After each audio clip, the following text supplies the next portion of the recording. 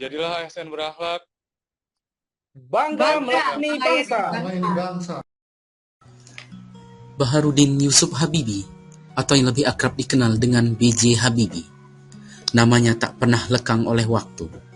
Nama seorang Presiden Indonesia ketiga yang masih terus diingat oleh bangsa Indonesia karena kecerdasan, prestasi, dan kisah cintanya kepada sang istri, yaitu Ainun.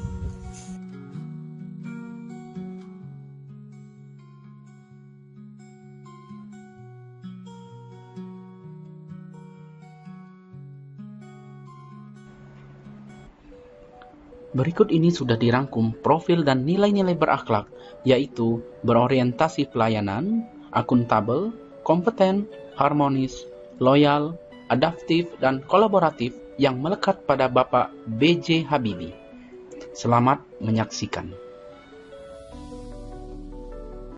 Bernama lengkap Baharudin Yusuf Habibie, lahir di kota Parepare, Sulawesi Selatan pada tanggal 25 Juni 1936. B.J. Habibie merupakan anak keempat dari 8 bersaudara dari pasangan Alwi Abdul Jalil Habibie dan R.A. Tuti Marini Puspowardoyo. B.J. Habibie menikah dengan Hasri Ainun Habibie dan dikaruniai 2 anak, yaitu Ilham Akbar dan Tareq Kemal.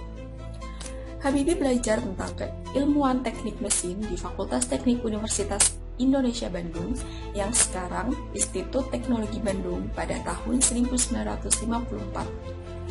Pada 1955 sampai 1965, Habibie melanjutkan studi teknik penerbangan, spesialisasi konstruksi pesawat terbang di Rheinisch Westfalisch Technik Hochschule, Aachen, Jerman Barat.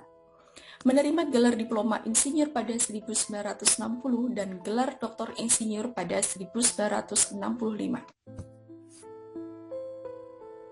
B.J. Habibie merupakan sosok yang memiliki nilai berorientasi pelayanan.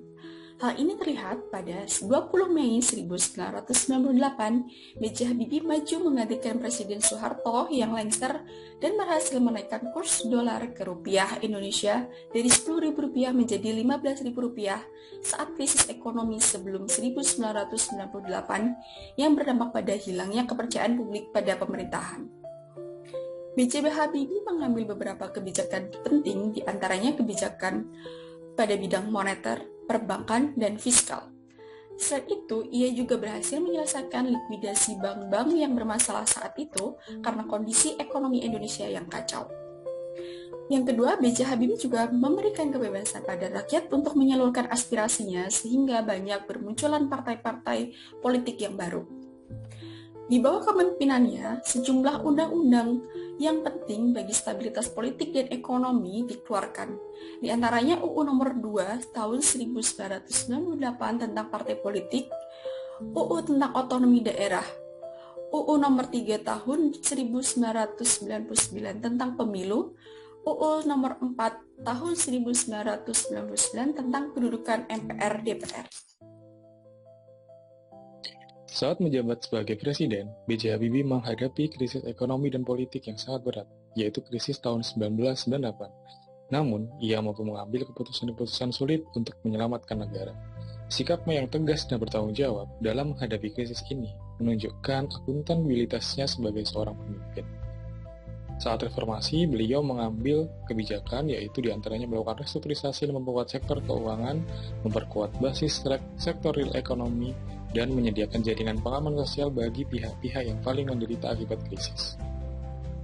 B.J. Habibie berhasil mengembangkan industri pesawat terbang di Indonesia melalui IPTN atau yang sekarang dikenal dengan PT Dirgantara Indonesia.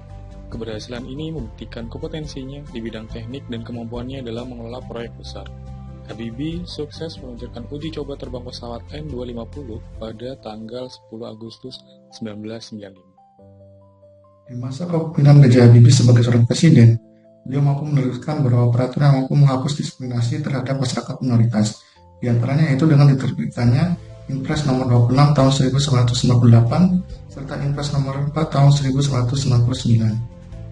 Dengan hadirnya dua impres tersebut mampu menghapus diskriminasi terhadap masyarakat minoritas, khususnya yaitu etnis Tionghoa yang ada di Indonesia.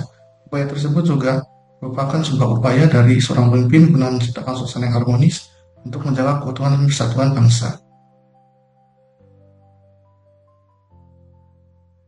B.J. Habibie merupakan tokoh bangsa yang sangat loyal kepada bangsa Indonesia. Hal ini ditunjukkan dari dedikasi dan pengorbanan beliau dalam mengutamakan kepentingan bangsa dan negara. B.J. Habibie sudah beberapa kali ditawari oleh negara lain untuk mengembangkan teknologi pesawat terbang. Tawaran pertama datang dari Jerman, menawarinya dengan status warga negara kehormatan. Namun beliau tolak. Begitupun tawaran dari negara lain, misalnya Filipina, untuk mengelola Dirgantara Filipina. Namun beliau tolak juga. Tapi ketika Presiden Soeharto meminta atau membujuk B.J. Habibie untuk pulang ke Indonesia, B.J. Habibie pun langsung bersedia dan melepaskan jabatan, posisi serta prestisinya yang tinggi di Jerman. Semua itu dilakukan oleh B.J. Habibie demi memberi sumbangsi ilmu dan teknologi pada bangsa ini. B.J. Habibie menunjukkan value adaptif dengan mendorong dirinya menemukan pendekatan dan gagasan crack theory progression untuk mengantisipasi resiko mencegah pesawat jatuh dan membuat pemeliharaan yang semakin mudah maupun murah, terutama di situasi lingkungan yang berubah-ubah. Ia pun memperkirakan peluang masa depan dengan menawarkan solusi permasalahan bisnis jasa Dirgantara sesuai kebutuhan NATO dalam proyek pesawat Dornier DO-31 dan bagi Indonesia dalam proyek pesawat N250 Gatot-Kaca.